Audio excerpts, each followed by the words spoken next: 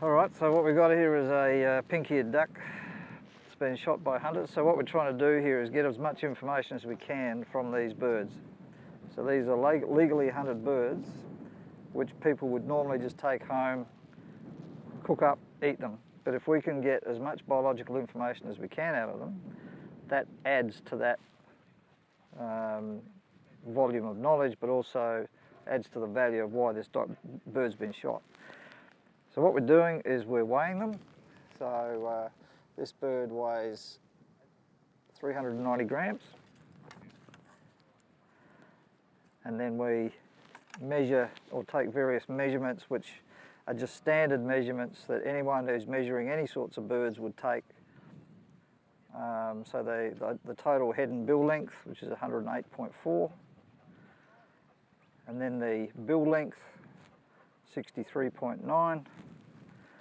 We take the length of the leg, because the length of the leg is proportional to the age.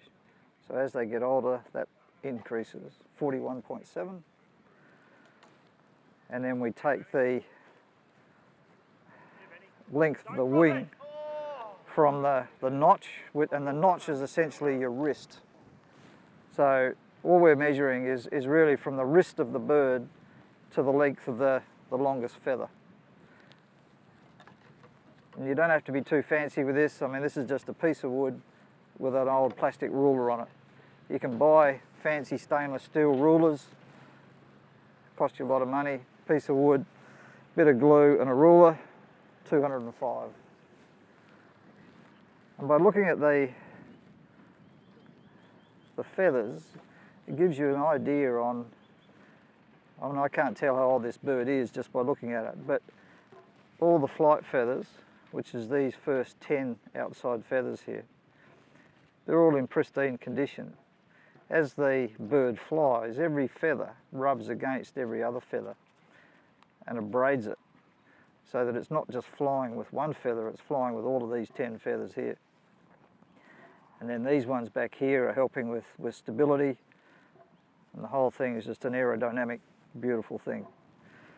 But it molts these feathers, and by taking a very small sample out of one of these feathers, like 0.5 of a milligram, half a milligram, you can work out where it's growing that feather using stable isotopes.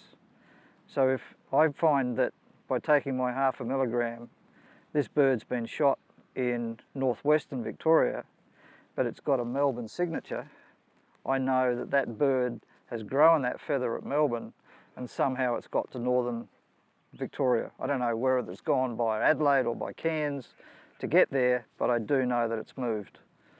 And by doing enough of these birds, of enough species, you can build up a bit of a picture of where they're moving from and where they're moving to. And if I then take that feather or that wing off, I can do stable isotopes in that bone, and that will tell me where that bird was hatched.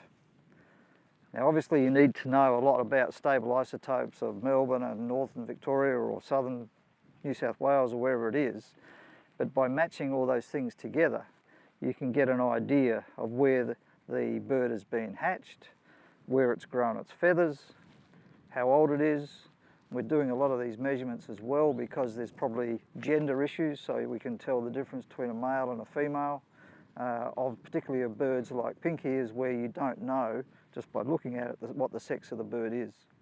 It's easy with chestnut teal, it's easy with wood ducks, but with grey teal, with pink ears, with hardheads, you really can't tell the difference in the sexes just by looking at the bird.